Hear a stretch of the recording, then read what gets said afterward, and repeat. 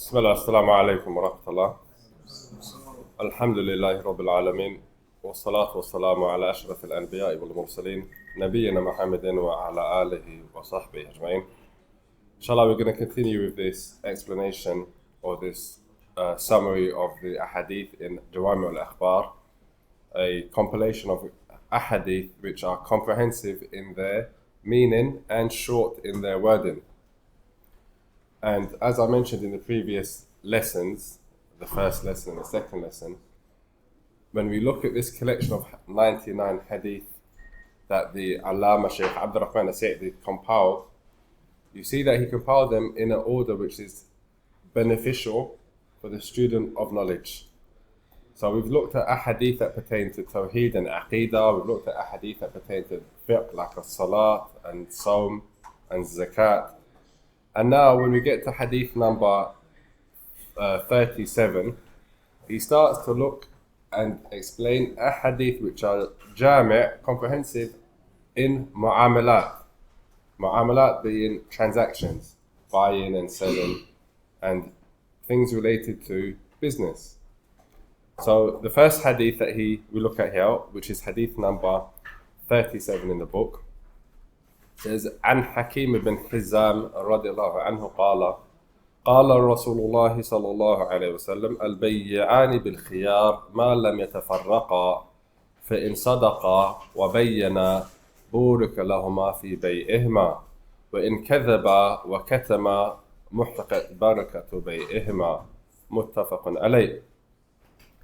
This hadith, the Messenger of Allah sallallahu alaihi wasallam said in this hadith that the two parties involved in a transaction have the option to proceed or to cancel the transaction so long as they have not separated from each other.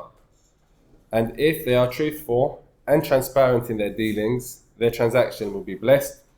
But if they lie and conceal the facts, then the blessing of their transaction will be wiped out. This hadith is the basis for the option, i.e. that you have when you buy something and you change your mind and you want a refund, right? You want a refund. And we all know that, for example, when you purchase something, right, you might sometimes regret the purchase. It may no longer be suitable or you regret buying that thing. So in Islam, so long as the two parties haven't parted ways physically, right, meaning that they haven't got up and left the contract setting, then they have the option to change their mind and to cancel the contract. Both parties have that option. Al-bayya'an bil-khiyar ma lam yatafarraqa, so long as they haven't separated. Meaning, you go in a shop, you buy a thobe, right? You're still in the shop, still in front of the cashier, you've given him the money, he's giving you the thobe. At the moment you think, I don't really want that thobe. And you say to him, I changed my mind. He has no choice, even if he doesn't set it as a condition, but to give you back your money and you give him back the thobe or the item that you purchased. That's what it means. Al-bayya'an bil-khiyar ma lam yatafarraqa. So long as they have not departed, you have the option to cancel. But if they've separated, meaning that he's now gone out the building, gone to another shop, sees a better price, and now comes back and says, do you know what, I want a refund. I don't want the thobe anymore. What's the seller going to say? Nope. You bought the thobe, it's yours. You left the building. Irrespective that you found it cheaper or not, that has nothing to do with me. You were happy when you were in the building that you bought it from me. The fact that you got it cheaper you want to get it cheaper next door, buy a second thobe. I don't have to give you back your money. I can do if I want to, but I'm not bound to. Alright, this is the issue. It's not lazim. It's lazim as long as you haven't separated. I have no choice, but once you've separated, it's not lazim. So this shows the option to cancel by either side, the seller as well as the buyer. It also shows another important benefit as it pertains to business, that when you're doing business with somebody, you have to be truthful and you have to be transparent. You have to be truthful and you have to be transparent. If there's a defect with what you are selling, you have to say there's a defect, right? You can't hide it. Because if you do that, then what's going to happen? When the person finds out, he's going to be annoyed, he's going to want to have a refund, it brings about disunity and discord, isn't it? So Islam stops that through different laws and rulings, and this is one of them. Being truthful and transparent in your transactions brings about blessings in your transactions. Where if you do the opposite, you hide and you distort, for example, you hide, then the blessing of your business is gone, right? The blessing of your business is going to be gone. So both parties have to be honest and have to be transparent when it comes to. So what you won't find in Islam is this issue of deceit, right? So that you can make a profit, or lying, embellishing the product, making out it's better than it really is, so the person can buy it, right? You're allowed to market it, you're allowed to describe it, but you're not allowed to lie in your description or in your marketing of that product that you're selling, or even of the service you're offering. You can apply it to services as well, right? Some people on their CV, they'll lie or exaggerate their qualifications or their services, the abilities that they have, their skills. Okay, so the person employs them based upon what's mentioned on the CV, without an interview, for example.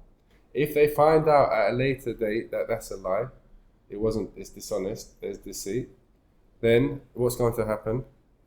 They're going to fire the person, right? Or they're going to want to fire them. It may be difficult in some countries because of employment law, but they're going to want to fire the person. So overall, this hadith, it underscores the importance of ethical conduct in business transactions. And it serves as a reminder that honesty and transparency are essential values in Islam. Not just in our ibadah, but also in our mu'amalat with other people. Okay, and this is why people enter Islam. This is what has an impact on people. When they see, for example, that a Muslim has integrity, he has honesty, he's truthful, right? It makes people realize that even if they themselves do not become Muslim, they can't help but acknowledge the muhasin of al-Islam, the beauty of Islam, the benefits of Islam, which you find that a lot, right? You see it in, for example, sports commentators recently, in certain professions, when they speak it, they look at Muslim footballers, or they look at, for example, and they see that they don't they don't drink alcohol, or they look at, for example, they see that they make sajda and they to thank Allah subhanahu wa ta'ala. So they look at this person's principle, right? And they respect it. And it has an impact across all of the fans that are watching them play football. For example, Mo Salah is one known as a Liverpool player. Islamophobia, they said, went down after he started playing for Liverpool in amongst fans.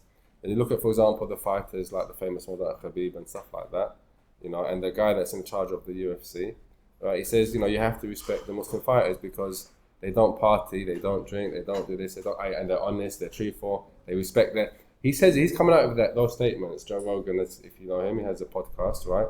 He's saying all these statements, even though he's not a Muslim himself, but he's giving dawah to Islam, right? He's not a Muslim, but he's telling people how good Islam is. And in some ways, he's telling people how good Islam is better than how some Muslims will tell people how good Islam is, because sometimes Muslims that have a inferiority complex, they feel like they have to imitate or to reflect the values of the society they're in when everyone does what Romans do, as opposed to maintain and hold on to their own values because they think that that's the way they're going to be accepted. When if you look at, for example, the impact that these sports stars have had, then whether what they're doing or not, they still have a positive impact because you find non-Muslims are giving dawah to Islam because of their actions and they respect them. And that's based upon what? Based upon integrity, based upon honesty, based upon being sincere to yourself and stuff like this, to your religion. Hadith number 38, عن أبي هريرة رضي الله عنه قال نهى رسول الله صلى الله عليه وسلم عن بيع الحصاة وعن بيع الغرر رواه مسلم. This hadith, again, it looks at a type of transaction which is impermissible. The Messenger of Allah sallallahu alaihi wasallam forbade naha Rasulullah sallam an bay' al-hasati wa an bay' al-gharar. These two types of transactions. Bay' al-hasat, which is a type of. Can read the translation. What does it come up with? How do they translate it? the authority of Abu Hurairah who said the Messenger of Allah sallallahu alayhi wa sallam prohibited transaction of al-hasa and forms of trust, or from transactions of ambiguity. Okay, al-gharar means there is ambiguity or uncertainty in the transaction. Bay al-hasat is a type of transaction which is based upon uncertainty and ignorance, i.e. you take hasat is a stone, a pebble.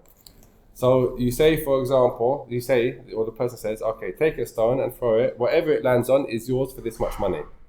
Do you know where the stone's going to land? You don't know, right? There's a lot of products in front of you, right? And what basically that shows is any business transaction where there's a level of, where there's uncertainty, large uncertainty, or there's jahala, which is ignorance of what it is that you're purchasing, those transactions are forbidden in Islam. I can't say to you, I'll sell you what's in my pocket for 100 dinar. Why not? Because you don't know what's in my pocket. What are you buying? These types of transactions are common, especially in games. So for example, you go to the fun fair or the maharajan or whatever, right? And there's these types of games where you pay a certain amount of money, which is known, whatever it is, 5 dinar, right? And you're given 3 shots or 3 chances to hit something. That's impermissible. Why? Because you may get something, you may get nothing. And what it is that you're going to get, you don't know what you're going to get. Maybe the thing that you get is only worth 1 dinar, or the thing that you get is worth 5 dinar, or the thing you get is going to be worth 3 dinar, but you have no idea. So there's jahala. So because of that transaction's impermissible, right? Similar one you have, it's not Bayt al-Hasat, but it's similar. Those machines where you put money in and it goes down and you grab a toy, right? So you put money in, you know how much you're paying. It might not be a lot of money, right? A dinar, 2 dinar, 3 dinar, whatever it costs. But you're putting money in and if you land on something, you get it, right? But what are you going to land on? Are you going to land on the AirPods or are you going to land on the soft toy? Everyone wants to get the AirPods, but as everyone knows, that hand grabber thing, it doesn't do well when it comes to boxes. It does better when it comes to soft toys because you can grab it easily. But a box, it slips through very easily, right? So you might get a soft toy worth half the money that you've put in, or you may get nothing either. So those type of transactions are impermissible. For a transaction to be permissible, there has to be a number of conditions or pillars. One of them is the money that you're paying has to be known. The thing that you're buying has to also be known, either because you've seen it, you've pointed to it, or you've described it in a manner which adequately describes what it is. Okay? Also, the person that's selling it has to be happy to sell it. It shouldn't be under duress. And the person that's buying it also should be happy. There's a rida. They have to both be happy with what they're doing at the time. Okay? So these are some of the pillars. You find that these types of contracts where there's jahala, which is ignorance of what you're purchasing, or there's gharar, which is uncertainty, which is excessive, and there's excessive uncertainty or risk. This goes against the principles which I mentioned before of fairness and honesty and truthfulness. So you find that that's something which is impermissible. For a transaction to be valid, it has to be, there can't be any gharar, there can't be any. And this is the reason why the scholars say, for example, that insurance, generally speaking, is impermissible unless it's forced on you, right? So you won't find Muslims getting life insurance, you won't find Muslims getting content insurance for their house, right? Why? Because there's a level of gharar, which is their uncertainty. What's the uncertainty? That you're going to get any money back from the money that you've given. There's no service back. It's only a service if something happens. If you're burgled, then you get back money. If you're not burgled, then you can't get back money. That money just goes. Goes to who? To a business. For what purpose? For safeguarding risk. So that you can live a life risk-free, basically. In any case, insurance is considered a contract of gharar. Right? That's what makes it impermissible. The main things that are permissible in contracts, as it pertains to the actual contract itself, is going to be jahala and gharar. Those are going to be the 2 reasons, and the third one is going to be riba. Right? These 3 things make a contract impermissible. Can it be fixed? Sometimes yes, sometimes not. Remove the riba, the contract stays valid, for example. Right? It's only the riba which is impermissible in the transaction. As for the transaction itself, then it may not be. It can be fixed. So these are the three things. Then there are a number of things which are impermissible as it pertains to the product themselves. It's not allowed to buy or to sell things which are haram, for example, right? So there's certain things which are impermissible as it pertains to the product. This impermissibility goes back to a hikmah and a wisdom, which is that it brings about harm to people. i.e. both spending money without getting anything in return is harm, right? Also, the dispute and the disagreement that happens through jahala is also harmful, brings about disunity and the like. The next hadith, hadith number 39, it says, أنا عمرو بن عوف المزني رضي الله عنه عن النبي صلى الله عليه وسلم قال الصلح جائز بين المسلمين إلا صلحا حرم حلالا أو أحل حراما والمسلمون على شروطهم إلا شرطا حرم حلالا أو أحل حراما رواه أهل السنن إلا النساء. Read the hadith. The authority of Amr ibn al-Muzani from the Prophet sallallahu alayhi wa sallam, who said, "As-sulh, reconciliation is allowed between the Muslims except for agreements which make the lawful unlawful or make the unlawful lawful, and the Muslims are held accountable according to their condition except for a condition which makes the lawful unlawful or makes the unlawful lawful." Okay, this hadith points to a important principle, which is reconciliation, right? i.e. there's a dispute and it happens, okay? When we're speaking about mu'amalat, it's dealing with people, and as the nature of people, we're going to differ on things, right? We're going to have disagreements and disputes. How do we resolve those disputes? This is the issue. You're buying and selling something, you buy something, you find that it's faulty, right? There's something wrong with the product that you just purchased. Okay, you go back to the person. How do you resolve this difference? Do you resolve it in court or do you do reconciliation? Here it says, as-sulhu jaiz. As-sulh is jaiz, it's allowed. Not lazim, it's not obligatory, it's not wajib to do it, but it's jaiz, it's permissible between the two parties, right? Bain al-Muslimin, between the Muslims.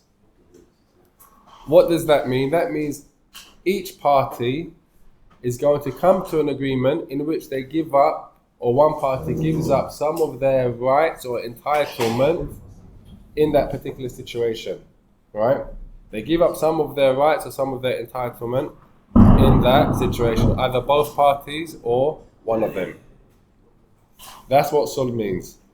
And it's important because in the Quran, as-sulhu khair, sulh is good, right? So it's a good thing to do. It can happen between two people that disagree in terms of money, or to a wife and a husband that has a disagreement amongst themselves. They can come to a conciliation. So conciliation is something which is praiseworthy and something which is good, but it's not something which is wajib. It's important to understand that if a person says, no, I don't want to make sulh, I'm not happy to make sulh, I want my haqq in the mahkamah, in the court, then they're entitled to do that and to say that. Right? They're entitled to do that and to say that. So they have to want to make sulh. So they have to be persuaded to make sulh if they're not happy to do so. They can't be forced. That's the point. Sulh, reconciliation is something which is permissible, not something which is obligatory. Lazim, excuse me. It's not binding. You don't have to make sulh. The second thing is, what type of sulh is allowed and what type of sulh isn't permissible. Subhanallah.